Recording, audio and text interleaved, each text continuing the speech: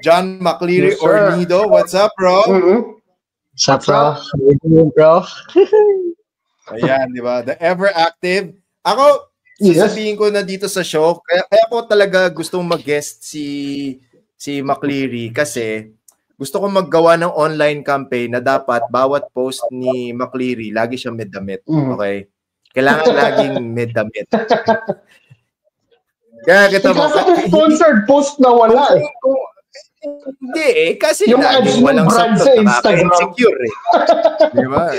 Di ba? Kaming mga may bill dito, naiinis sa mga post ni McCleary. Di ba?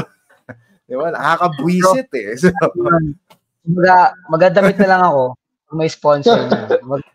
Sponsor na damit. Yung pala kailangan. Kailangan. Okay? Kailangan. Sponsoran niyo na ako. Magandang segue para sa sponsor.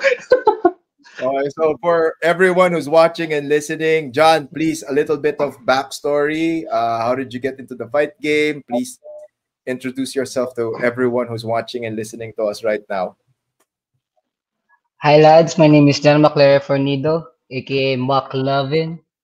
I'm a professional MMA fighter, ZCL bantamweight champion. 21 years old. Naku, nagbagay ng biodata, patay. Now, very curious, John. So at least so that for everyone who wants to get into the hurt business, kumbaga, ano yung naging deciding factor mo or ano yung point ng buhay mo na nag-decide ka, okay, this is something that I'd like to do for a very long time. This is something na I know will be good for me, and this is an industry that I can grow into. So ano yung kailan ka nag-decide na mag all in when it comes to fighting? Well, Prof, simula bata pa lang, I'm in the hurt industry na eh. I've been fighting since 5 years old, Kyokushin Karate. Then so, oh shit, ang hardcore na itong martial arts na to, and parang I learned to know myself kasi when I was a kid, I was aggressive individual. Kumbaga, bilis mapikon eh. Kumbaga, I was distractive ako nung bata. Kumbaga, I have a temper. Then, ayun, pero simula 5 years old po, I started Kyokushin Karate. Then, Kyokushin Karate is a brutal sports that you cannot punch the face, so you're gonna endure every body punch and leg kicks through 5 minutes, 1 round. And it's up to the judges if they're gonna raise their flag. And what if only one judge who raised their flag? So you're gonna repeat all the brutal beating again for 5 minutes until they're satisfied. So yeah, fight a lot of that. Then when I go to grade 6, I started Taekwondo at grade 5. I started Taekwondo, then practice it, and I learned some speed, some speed training. Then I have this thought that, I'm pouring some of my time here. I'm investing my life. I'm investing my skills, my showmanship, my martial arts, and yet I cannot get something back. I can. I have a scholarship in college and in school, but sa akin paano ko mapakain pamilya ko nito? Anong pwede kong pagkakitaan to? Then I started underground, some street fights. I do some street fight. I win a couple bucks per fight. It's good. It's good for a kid that to want to buy food. Want to buy food and give money to my parents. Yeah, it's doing great. Then after that, I have this MMA sparring. I mean, this is a time that I didn't know any kind of submission, grappling. I just know Kyokushin Karate. I spar to him and something like that. Then we spar at the street. So we were just wearing gloves and we can kick. So it's like the quote that we're just gonna do light sparring, something like that. And come to it, we're sparring on the concrete floor, not some matting, the concrete floor, straight up concrete floor. So yeah, we're start sparring. Then my Kyokushin way is showing up, and it's like a kick I find it amusing because I thought I'm stupid because I didn't pass in school. Like I always get 75, lowest of the grade, but I still progress. Still progress. I still go to Mm-hmm. college. That's nice. That's nice. And then something like, oh shit, my mind can do this. Maga, he can think. Maga, I have a mind. Something like that. So all the training that I've been through is like it's paying off. So after that, the MMA guy that I sparred with throw a overhand and I do a flying knee and I knock him out cold and scratch his face Mm-hmm. and it's like cut. Oh shit! Mm-hmm. Like me knowing that it's like first time seeing I am I'm capable to take another human being's life. So I always love UFC. I always love UFC. And what and Mm-hmm. I know I'm willing to die for it and I know my work ethic but until that I get it, I'm still not gonna get stop. I want to get better. Something like that attitude on so since younger days I start martial arts like first it's for self defense so I can protect my family and I can fight through myself so if I got a serious altercation in streets I can fight back. That's that's me and my pops reason for teaching me martial arts because my pops is a third dan Kyokushin karate black belt and he trained me since little. So Mm-hmm. I always receive some word of wisdom about martial arts and I'm a diehard martial arts fan because I always watch Bruce Lee movie, Jackie Chan, something like that. I watch it with my dad. So hey pops, I want to learn. I want to learn your martial arts. I want to be strong, something like that. Because on my generation, of course, on the younger era is being black on Filipino street is like gruesome. You know, it's like gruesome. The racism is not updated there, so it's like calling me negro, like negro, something like that. And me, it's like certain me, I'm okay with that, but don't tell shit about my mom, something like that. So yeah, my pops like teach me how to fight. Then after that, I have this like think back to the story to the one I knocked out on the street. Oh shit, I have brain. I can think something like that. And knowing that I'm capable of taking another normal human being, like oh, I can step it up, something like that. Then I start doing MMA, and that point. Mm-hmm. JC. Well, I understand na yung ginagawa mo was, I guess, para makontrol din yung anger issues mo, di ba? Sabi mo, may anger issues ka nung bata. And siyempre, pag nakikipaglaban ka, ilalabas mo. But, Okay. meron bang mga pagkakataon na feeling mo, teka, sumusobra na yata ako? I mean, it's Sa fighting, yes. Pero, baka alam mo yun, teka, baka mapatay ko na tong tao na to, lalo na nung una mo nasubukan. ay Kasi hindi po. nakakasakit ka ng iba eh. Hindi naman. Opo, kasi ang tendency ko po nun ay I live with ano eh, I live with honor po eh. Kumbaga, meron Mm, akong kasabihan na kung magduduelo tayo sa labas, magduduelo tayo sa mm, labas. Wala naman batas dito mm, eh. Kung mm, ikaw, hayaan mo ako ng duelo as a human being, as a mm, man, as a fine lad, a man to man, if you ask me a duel, in old times mm, you cannot just pass by with it. mm. Realize, Siyempre, di ba? yeah. Totoo. But look at this face. My face look like been hit. Nah. That's true. That's true. So back to the story po. So ayun, Mm, kumbaga when it comes to duel, it's like you're signing your life to it. It's a duel. It's not something like I'm gonna punch you, gonna punch me back, then we're gonna shake it hands. We're gonna shake our hands.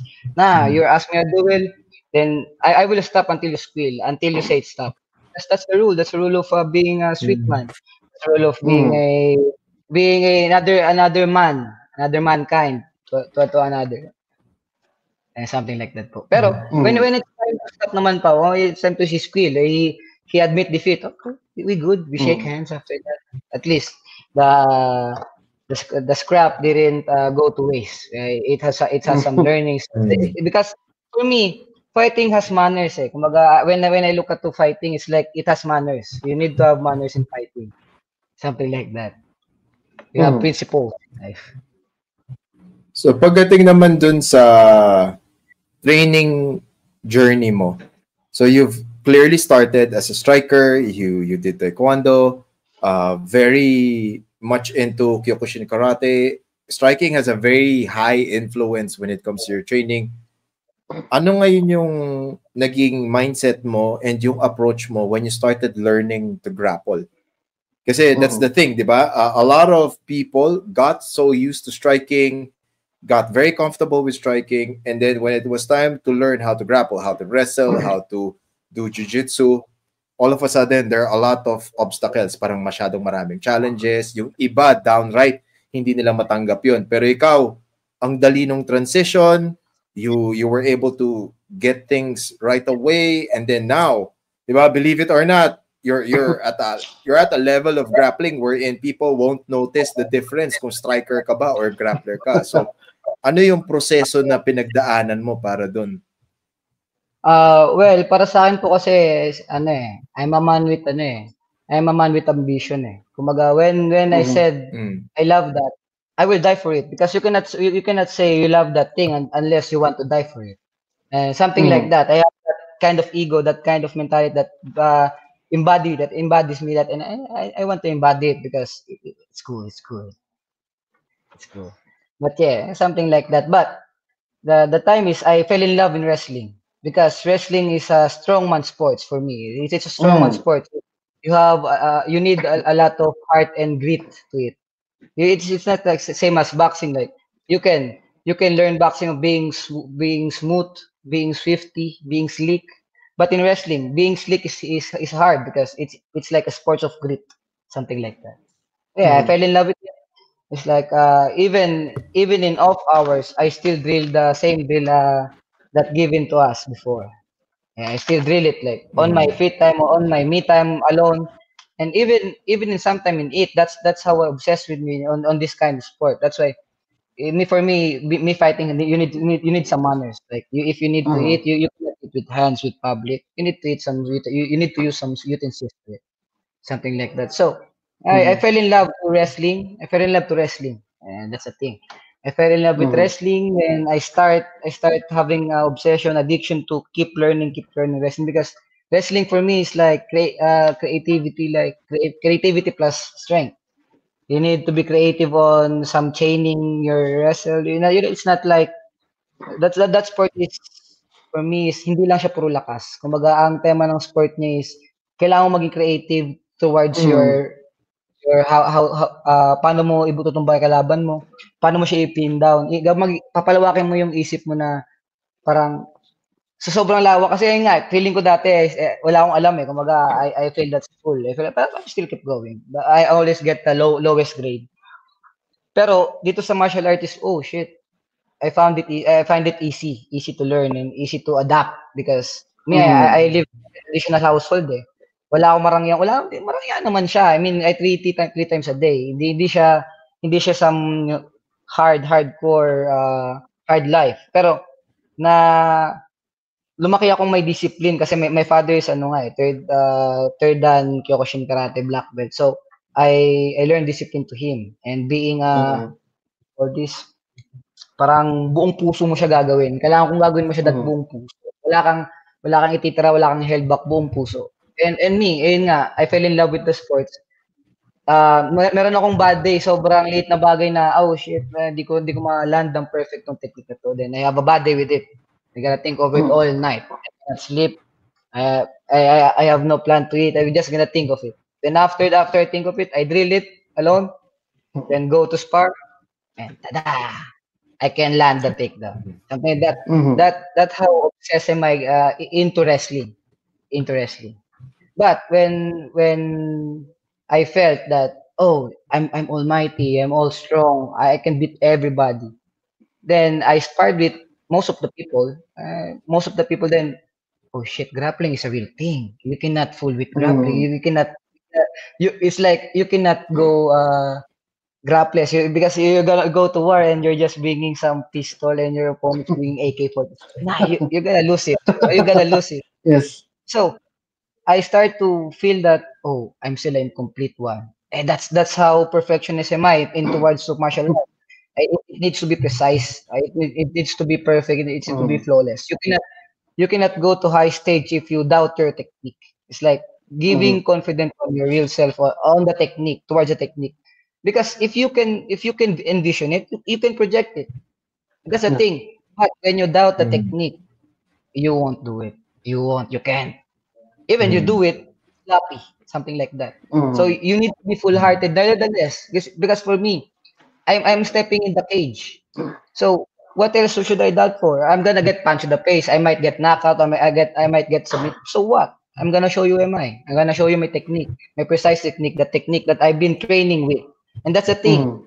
People train to just to train to be conditioned to be able to fight, not knowing the details of the fight. Because for me, martial arts is like 80-90% of mentality or mental game, psychological game for me. Because nevertheless, you're that strong or that condition, you're that monster. But when I nick your chin, you're down, it's out. It's not like boxing, I'm gonna count you 10, but nah, I'm just gonna nick your chin or choke you out. Nevertheless, if you're stronger than me or faster than me, there's a technique. That's why technique created. So I need to master everything. So yeah, to the story, I get started with meeting people with a lot of experience of grappling, and I feel hopeless. Like, oh fuck, this how ganito ako kahina. Ang naisip ko nun, ganito ako kahina. So hindi ko lang yun. So ayun, nag-start yun nung when I fought Marvin Crante, that my one lose. That's Yes. that's the time that I got a nick. Oh, I'm still an incomplete fighter. Nevertheless, the weight cut, the condition, but yeah, Marvin is a better man that night, and damn, that's a hell of a fight. It's like I pour all my heart in there. But it's either you're gonna kill me up front or it's gonna go to decision. That's all. You need to kill me to say that you finish me, like that. So yeah, I even that I didn't prepare that fight, and I get outgassed, something like that, and I got this like, whoa, ganun ako kahina, and it start ticking and ticking and ticking and ticking and ticking and until I cannot lay this ass. Hindi ako pwede mag-slap. Hindi kung gusto ko pumunta sa height, pwede mag-slap. Hindi pwede pumunta sa hindi pwede mag-slap. Kasi incomplete pa nga akong fighter. I'm still learning eh. Kumbaga, non-stop yung learning. Nevertheless, how great ako sa isang bagay or gaano kaganda yung araw ko ngayon. Kahit gaano ako galing ngayong araw, meron pa rin kailangan aralin eh. Kumbaga, pag sinabi ko na, alam ko na yun, ganito ganyan. There's no progress, there's no growth. Baga nga akin, ayun yung naging taking time ko to grasp grappling world. And plus, I'm with high level grapplers here in Manila. Kuya Mark, the strong lads grappler. I mean, Kuya Prof. Godwin, Prof. Langbayan, Troy, Prof. Jerry, yeah, something like that. Kumbaga, they show me the new world that you're still a mess. You're still incomplete, something like that. Nevertheless, how great am I or how people think of me? For me, there's no slacking. There's no slacking. You still need to learn. Because if I stop learning, what else to ano pang hanapin ko? Kumbaga, para saan? Para saan pa ako lumalapit? Hindi ako matututo. Ayun yun eh. Knowing na I'm still 21 young, pero I'm still kumbaga feeling ko, fuck, late na to. Kumbaga, they can do it eh. In some place there's still a bad motherfucker out there eh. So why should I slack? I need to learn. Nevertheless, how great am I on my skill? Nevertheless, just train, show up, keep going, keep learning, something like that. So yeah, I have a grasp of grappling. Like that's the thing that for me na I can drag any kind of game. And right now, on my state of fighting, I'm confident enough to say that I can put any kind of game that I want. Because yun yung ginul ko na kasi ang MMA is parang tatlong tatsulok siya eh. kailangan mo ma-reach yung tatlong corner na yan eh. Kumbaga yung stats mo, dapat ma-reach yun eh. It's either maging equal yun o meron kang malaki sa isa pero malaki na sila eh. Yes. Something like that po. JC. And well, based dun sa lahat na nasabi mo, do you think to become a fighter na tuloy-tuloy na nagle-level up, would you agree na you have to have a certain level of obsession pagdating sa improvement? Yes, kailangan mo po. Kailangan siya. In order to be great. Kasi kung madali naman po, kaya naman po gawin ng lahat eh. So, lahat naman po tayo kaya natin abutin kung anong gusto natin abutin eh. Kailangan lang natin bigyan siya ng, alam niyo po yun, parang onting kabaliwan towards something. Kaya mga ina po eh. If I love something, I'm willing to die for it because I love that thing. And being a man, what else is like, for me, ano pa ang buhay kung walang itlog? Ano pa ang lalaki kung walang itlog? Yun na lang akin eh. Kaya ang tinatema ko po is need to learn. And when it comes to learning, diba, equally important is the camp behind you. Diba? Yung level of instruction, yung mga coaches, training partners. So how has training progressed for you habang kasama mo yung mga training partners mo ngayon? I mean, diba, each fighter is only as good as the camp where they came from. So ikaw ngayon, how would you describe yung camp mo ngayon? The coaches na meron ka, yung knowledge na tututunan mo, yung mga training partners na meron ka. So how is the training environment for you now? Wow. The best. I mean, now, the best. I learned stuff because it's like kung antay mo po kasi noon I venture a lot of gym. I go to the gym that that's the best guy here. Okay. Let me check. Something like that. And the process of going to another gym to spar and learn some technique. Because for me, nevertheless, how great is your camp is if the fighter or if me can't adapt on the technique or even don't get the technique. I mean, you do it. You still drill it, still do it. But the question is, even how good your training camp is, the still question is, anong napakita mo sa laban? Anong nalabas mo? Kumbaga, ganun po yung akin. Kumbaga, kasi meron po akong nga po, sa sobrang obsessed. I mean, meron po akong obsession dito sa MMA na even makita lang ako ng technique na 2 beses ko lang nakita. It's either I'm just gonna apply it randomly. It's like itong drill na to is naaral namin pag si Coach Jerry po. Nag-drill po kami ngayon, meron tinuro si Coach Jerry na nagustuhan ko talaga. And it's fitting, it's like it's logically good. Kumbaga meron akong arsenal na pasok sa technique na yan. Magagamit ko siya. Hindi isipin ko po siya. At first, di ko siya ma-apply. Isip po siya buong gabi. Bukasan. I'm getting a grasp of it. The next day, I nailed it. Something like that. Kumbaga, ang akin po kasi kahit gaano kaganda yung drill nyo or training camp nyo, paano kayo mag-training. If kayo din po mismo is hindi kayo intellectually connected sa MMA or sa drilling, hindi nyo rin po ma-execute kasi ang MMA na po kasi it's all about presentation eh. Hindi naman po kasi even po sa mga random na people na nanonood lang, hindi naman po natinignan yung yung process kung paano nagawa yung product eh. Ibili na lang nila yung product. Ayun po yung nakikita ko. So, akin po, nevertheless kung sino or kung ano nasa likod mo, kung ikaw din po mismo bilang MMA fighter, is hindi ka intellectually fitted dun sa fight. Wala din po. Kaya pero ang masabi ko po sa kampo ngayon is it's a blast. Lahat po ng mga game plan namin towards sa mga kalaban ko at sa recent lalo na po sa recent fight ko. Sobrang calculated po lahat na nangyari.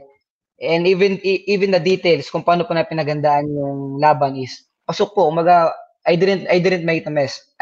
on that fight, I matured. I get to have a big grasp of MMA. And ayun po. Tapos, ayun po. It depends po kung sino talaga. Hindi, pero ngayon, follow-up question ko dyan ngayon. Follow-up question ko ngayon, John. Kasi these are very, very valuable insights. These are really good answers. And nakita naman natin na yung mga taong nakakausap natin dito, di ba? When you talk about people who are really good at what they're doing, and this is something that I ask high-level fighters kasi nga, we want to share as much knowledge as we can. So for example, ikaw, paano mo ngayon pinoproseso o how do you deal with the monotony of training? Kasi syempre, di ba, ang mga tao hindi nila intindihan yung nakakatamad to a certain extent, di ba? Na-mention na rin kanina siya ni John kung paano niya napaprocess yun, pero on when it comes to going to the gym day in, day out, doing the same thing over and over again, ikaw, how do you deal with that process? Are there days na okay ka? Paano mo ginagawang hindi monotonous yung training schedule at saka yung training routines mo? To be honest, Prof, it shouldn't be hard eh. Dapat kung if obsessed ka or willing ka talaga sa kung gusto mo talaga yung kunin mo, hindi dapat question yan bilang fighter.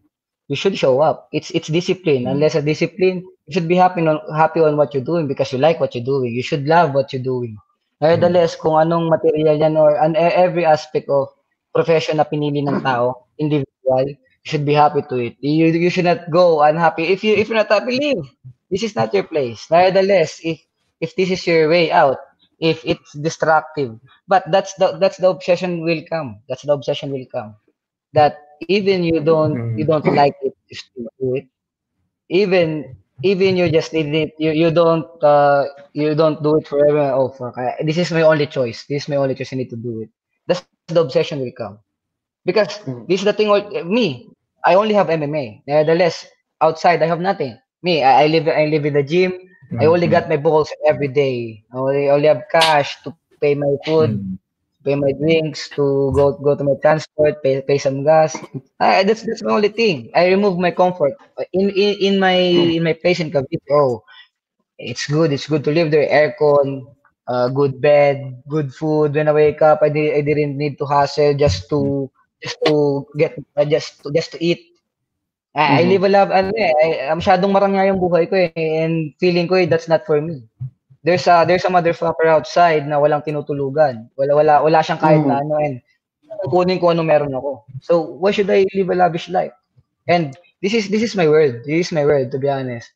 I take everything personal towards MMA. It's like me going to the gym. If you come here to fool around or just for fitness, I'm not your coach. I'm gonna teach you real MMA. I'm gonna teach you martial arts.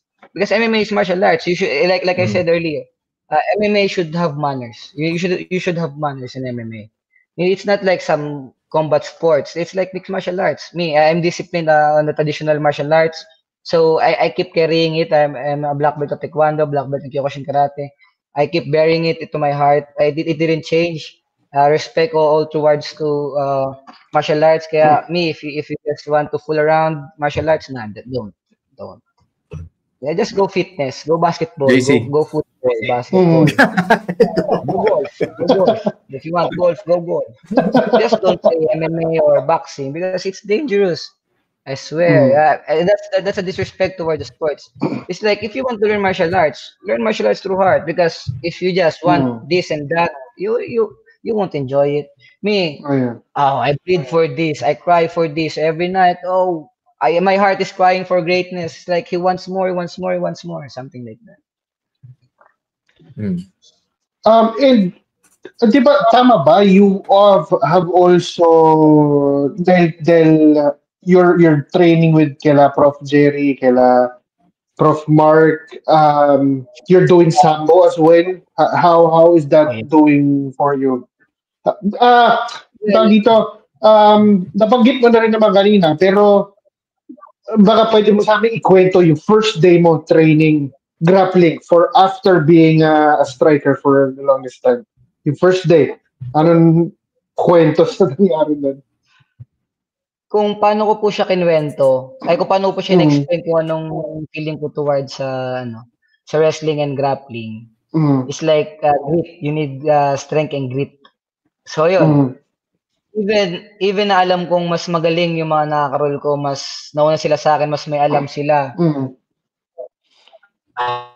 I still fight like a dog. Even my old teammates is like that. First day of MMA. I fight like a dog. Like it's like light sparring, something like that. Something like that. And then, like I remember Coach Ruel Pañales before. Yeah, he knocked me down to body shot. That's my first day. Malakas naman sumuntok si Ruel. Malakas sumuntok si Ruel. Not a punch. A kick, a side kick. So, kami tingin. Kick, side kick. Kyokushin black belt, a taekwondo black belt got down by an MMA fighter. So, and I just suck it up and trade punches again and still lose. But you know, that's the thing of obsession. You cannot if you're that obsessed, you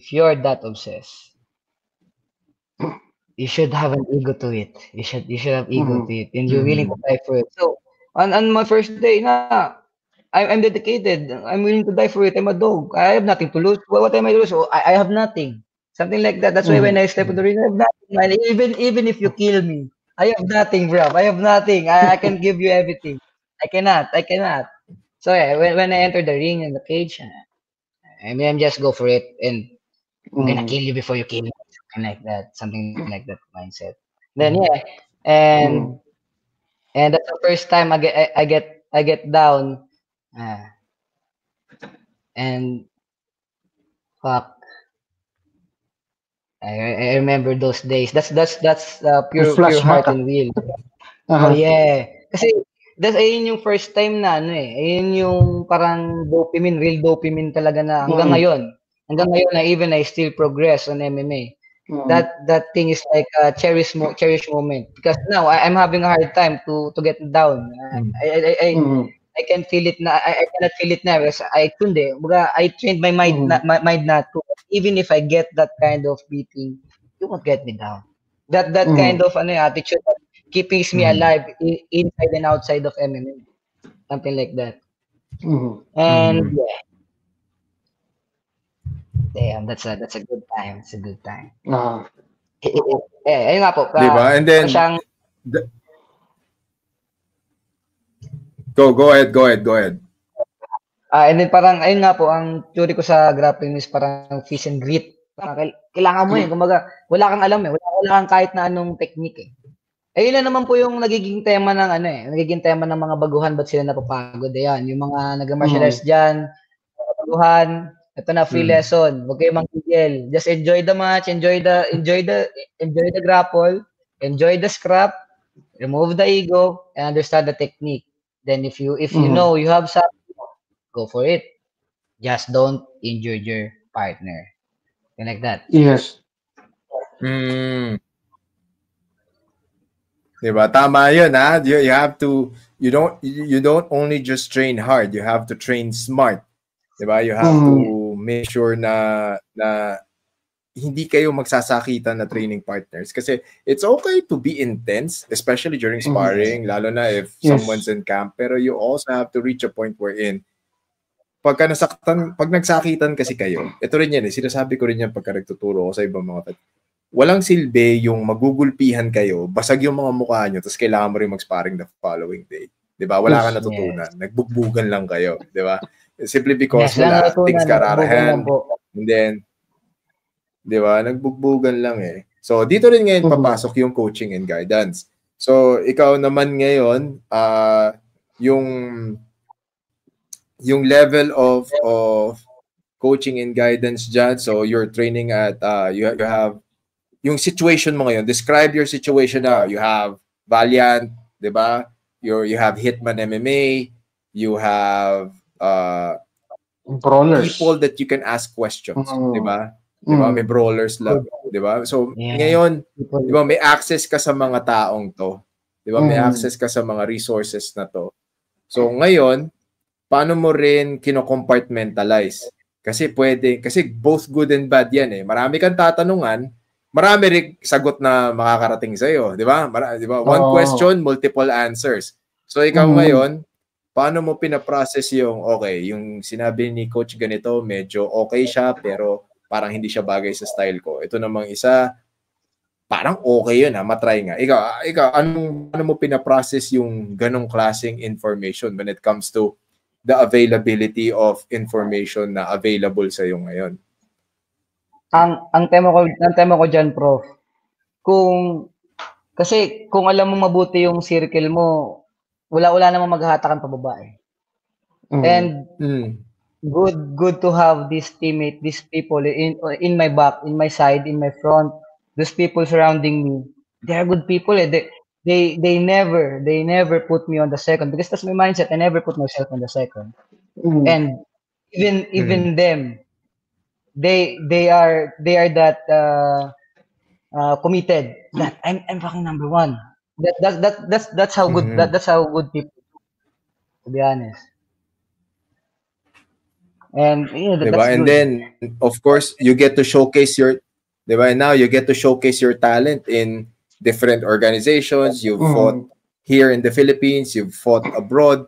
So ngayon, okay, so both experiences, kamusta ang level of competition dito sa Pilipinas? Kamusta yung level of competition or level of MMA na nakalaban mo when you fought abroad? Sa mga fighter dyan, supot ang international might. Lumuwas kayo, ilapaglaban yung Pilipinas ng buong puso. Wala silang babat-bat sa inyo. Pinoy kayo, might, Pinoy tayo, wala sila. In terms of level, dapat mas malakas tayo. In terms of always, mas malakas tayo.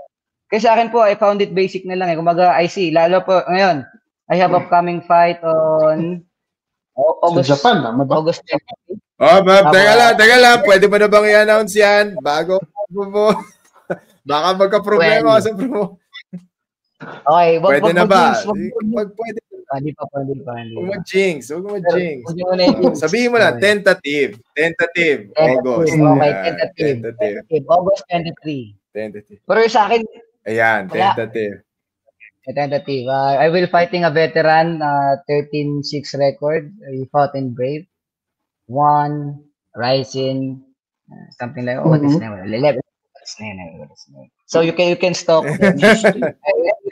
Stalk him and judge him, but he's kind of Lausias. Lausias. Wait, let me look. Diba? Yan, habang hinahanap ni McCleary. So, you fought in Zeus Combat Fight League. Tapos, they have an upcoming card. It's happening on July 25, DD Nightclub. So, habang ilalagay natin on the spot ng konti si Ornido ngayon. So, I have the fight card with me. Tignan natin kung ano breakdown ng konti ni Ornido dito. Casipe versus Ortega.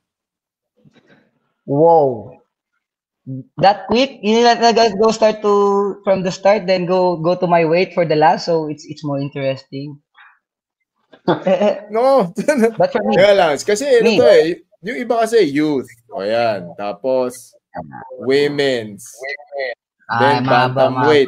Clarinho versus De La Paz. Mahaba eh. So dito tayo sa bantamweight na doon tayo sa four main bouts tayo. So Casipe versus Ortega. Your thoughts on that on that matchup? Well, for me it's gonna be scrap. To be honest, on honest aspect, I see them both fight. I've been with RJ Ortega and I saw Casipe fight. It's gonna be a scrap. But the thing is, for me, now the IQ will show, because of course they're training hard. I saw them fight. I know Kuya RJ is a sleeky one and Casipe is a strong one. Now, for me, if they both have the same IQ, same intellect of fighting, it's gonna be scrap. But if Kuya RJ Ortega think weak, in every what you call this? Any Strategy response. siguro. Yes, Oh. yes, yes. Yes. It will be that game because knowing Kuya Ortega he's not that physically strong. But if you get taunted to it, if you get comfortable with it, he will get ya. He will get ya. Mm. The thing with Kuya RJ is just like Diba? Brian Ortega with a jackknife on back always. Like if you find very comfortable, Mm. I'm gonna fucking cut you out.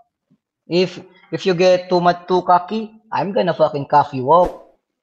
And save Kim Kasipi. Kasipi will be war. In my terms, Kasipi will be war. He will go after the war. Mm. Mm. For me, that's my vision to it. That's what I'm expecting. I'm just expecting to. It's like if this is like in my mind, this is their high state. This is the weapon they have. Now, how can they apply it to the game? That's how I think of them now. Right now na Mm. you ask me, because I didn't have to think about it na eh. Right now, ngayon mo siya inisip. And knowing that Mm. Mm. that's how my memory works in MMA. It's like very detailed. I know every detail of a guy just Mm. to look at on one match. That's why when I saw this my upcoming fight, nah, 13-6 my ass. Yeah. Oh, ito. This one a little bit closer to home. Flyweight bout between Oliveros versus Alejandro. Oh fuck, damn.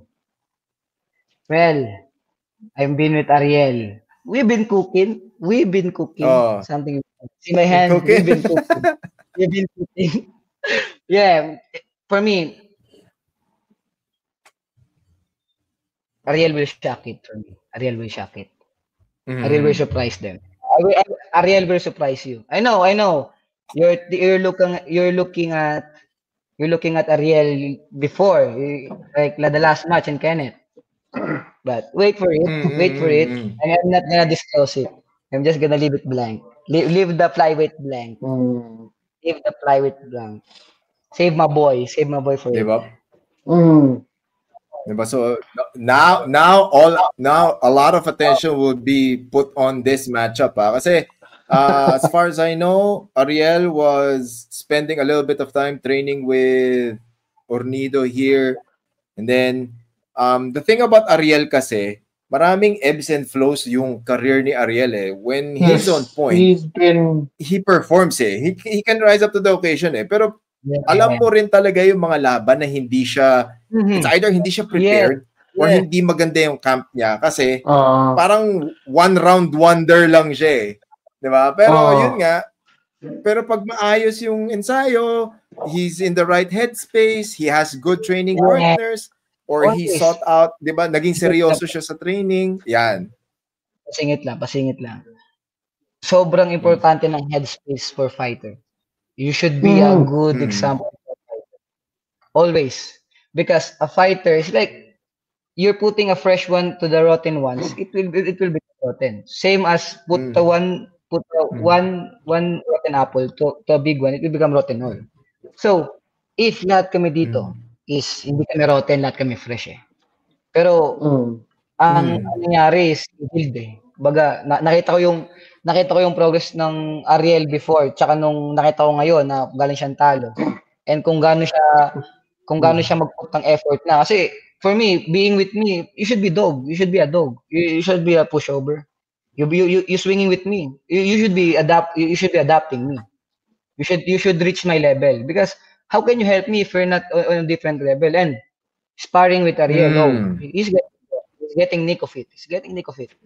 It's like being in a good headspace is better than allow si SNC.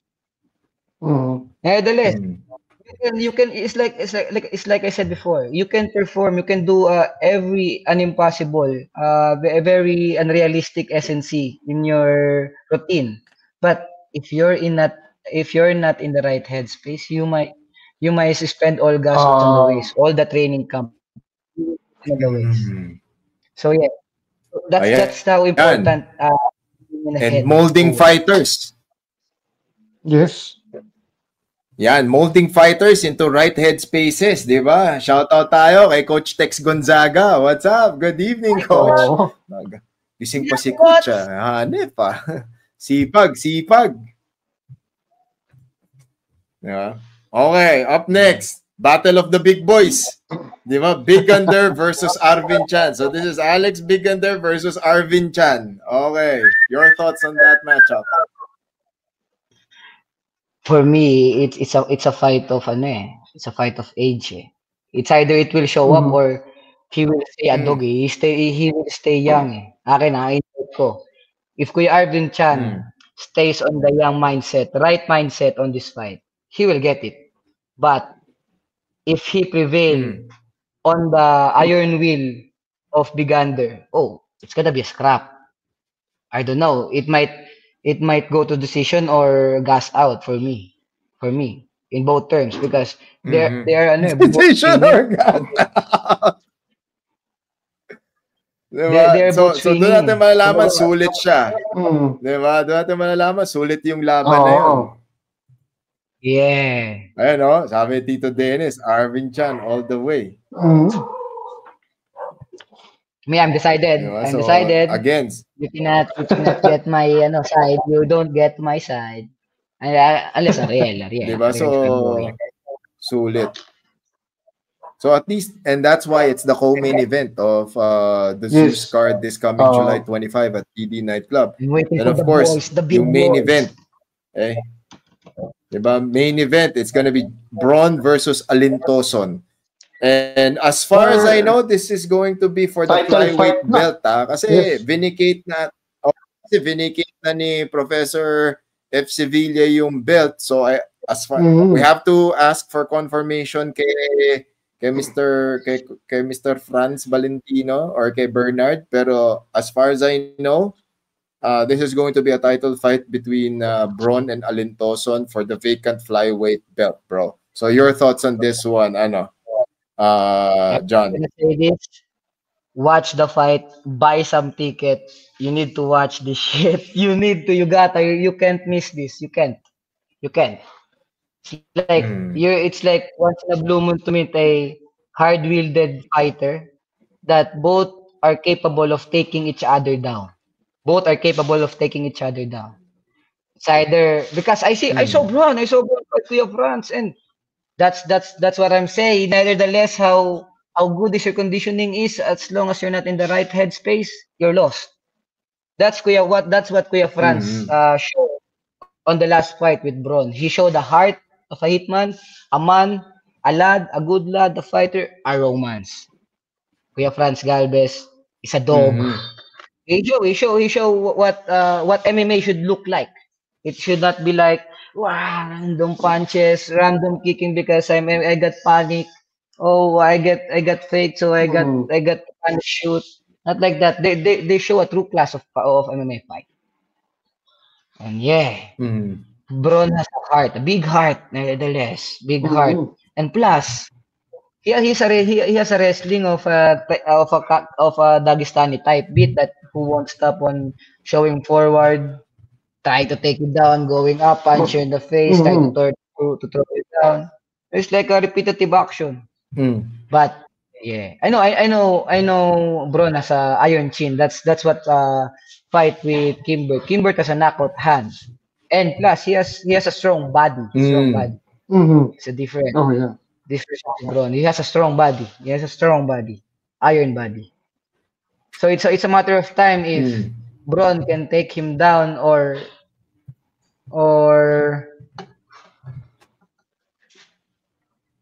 Braun can outgas him. Yeah, explosive fight, something like that. Explosive fight. So watch this event. This event won't disappoint you guys. I swear, it won't.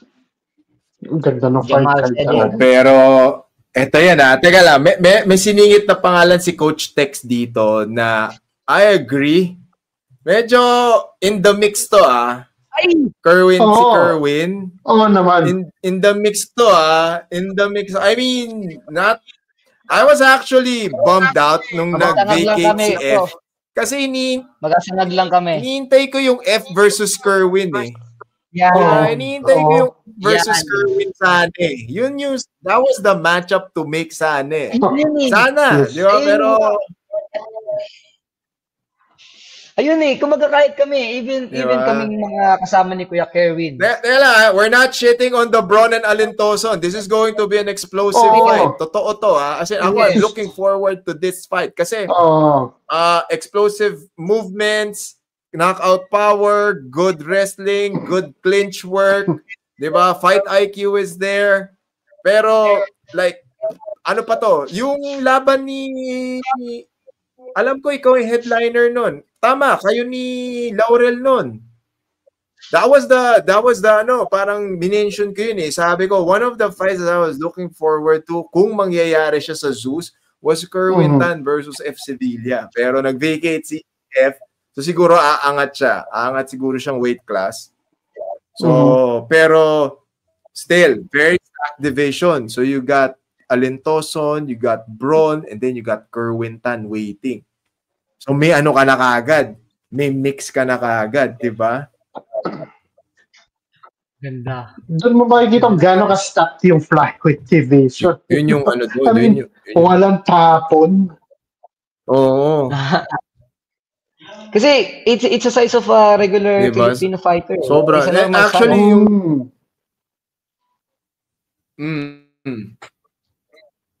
That's the usual height and the body diba? type. And then, of tawag dito? Yung pala, sakto. Ayan. Nawala tayo ng konti. Okay, before we let go si Ornido, kasi sigurado may gagawin pa yan tomorrow. Take us back to your fight against Laurel. How was the experience fighting someone like Carlo Laurel, who's been active in both the jiu-jitsu and the MMA scene? How, diba, veterano? And then, believe it or not, si Laurel yung mga early proponents of the swag and the trash talk and the persona, the MMA persona, and then the next level, the evolution of that art, ayan na. Parang naging, for me naman kasi, naging passing of the torch yung nangyari dun sa laban na yun. Carlo, and then, diba, next generation, diba? So how was that experience for you, and how was it fighting or making it happen inside the Zeus Fight League cage? There's no fighter who wants to fight. Umaga, they're all ducking down. They ducking down. So I'm almost out. I'm almost out of the fight card. I'm almost out. But my boy Karel step up. The show must go on. The show must fucking go on. Something like that. So, yeah, I feel it's like that's me. That's in all aspect of fight. I always know after the Marvin fight. I always know what's gonna happen. There's no doubt there. I already know it before. Right now, my opponent on tentative date on August 23. He's already dead. Million times in my head. On every details, on every scenario, on every decision, he's dead. He's fucking dead. I'm dead serious that I always think of it. That's what I mean of being on the right headspace or mindset. You need it. It's personal. It's not like a joke that I'm telling it as a joke. I'm not telling it as a joke. It's real. He's dead many times. That's why who the fuck is he? He can get enough of me. 13-6 my ass, like I said. Rob send this to me. I'm gonna post it on my IG, so it's gonna be a blast. So what? Yeah, that's how I think. And going prior Kuya Carlo Laurel fight. Nah, it can't be. In all aspect, whoever you put on me, I'm just gonna glance at them. You can't sit down. Something like that. Ganun po. Nako, yan na. Di ba? Sakto. I think we can end it with this one. May tanong si Tito Dennis. So apart from the upcoming dead guy this August. So looking ahead, like looking at your division, looking at possible, like either in your weight class or the next weight class, sino yung mga nasa hit list ni Ornido? Sa 1K February in this local scene? Yes.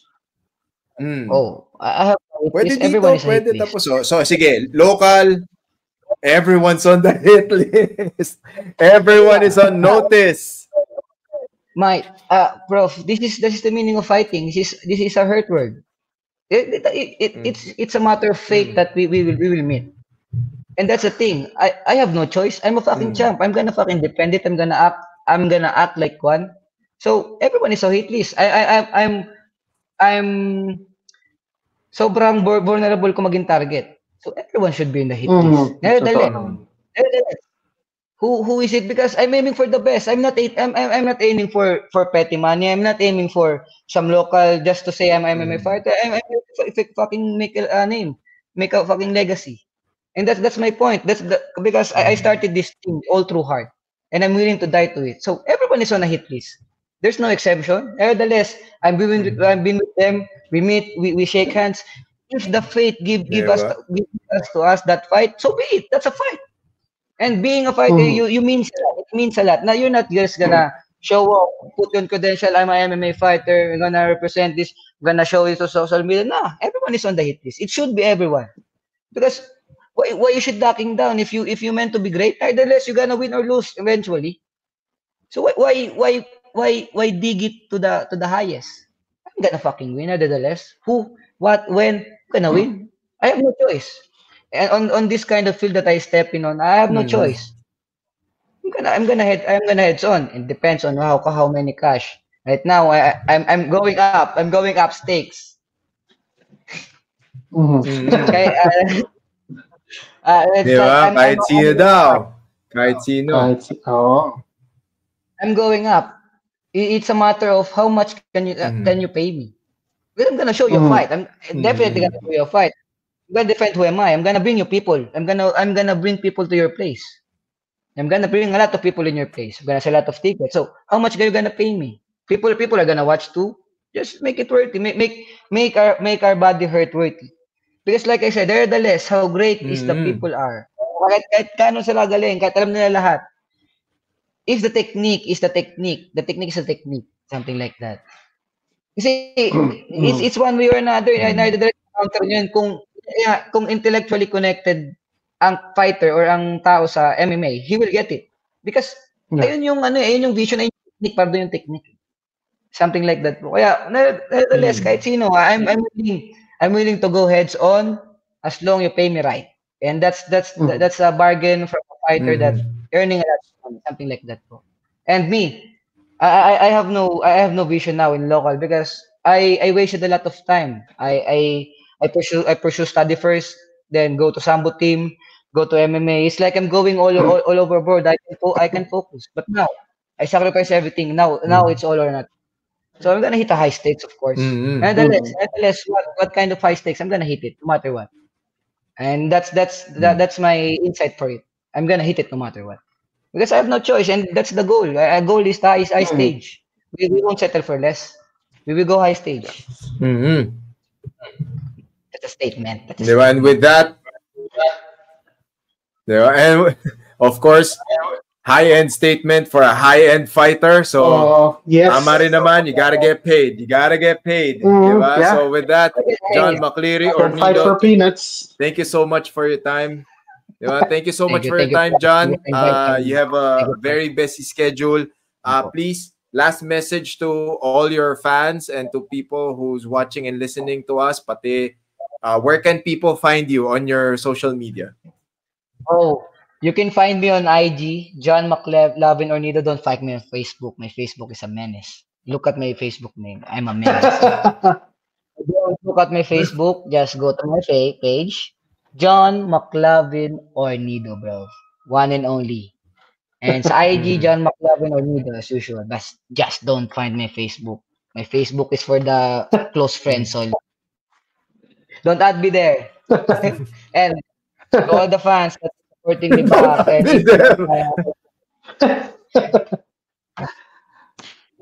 Don't. You will see the other side of the coin. If you see the other side of the coin, you cannot unsee it. You cannot. Because you may look, you might think of me a week, but I'm gonna fucking break your neck. Come think of it. Don't forget that. And this is my Facebook name, so you guys can follow it. Dindo. Ayan. What is my Facebook name? Let me see. Ako si Dindo, Malaconejo Tumrabaho. Ang haba kasi. Sino ito yung may ganung pangalan? Ako si Dindo, Malaconejo Tumrabaho. Totoo yun. Di ba? Maraming salamat sa inyo. Naniniwala kayo, Mike. Naniniwala kayo sa akin. Kasi dapat lang, Mike. Kasi ito na yun eh. Ito na yung upbringing natin eh. Nevertheless, even the doubters hear this. Doubt me, please. I need that. Keep me on going. Keep my fires flowing, bro. Keep it. And yeah, thank you for staying at my back, supporting me, and giving love to another people, bro. Make love to your wife. Love the people. Love everyone, bro. Don't hate anything. Just love life, bro. Love life. Yeah. Thank you, bro. Thank you so much, John. We'll see you on the next. Lagi kami nagkikita naman ni Ornido sa iba't ibang events, and we appreciate your time. We appreciate you guys. Oh, see you on the 25th, bro. See you on the 25th. John McCleary, Ornido, follow him on Facebook and Instagram. John, thank you so much. Thank you for your time. And I'll see you on the 25th. Okay. Thank you. Bye po. Thank you. Bye-bye.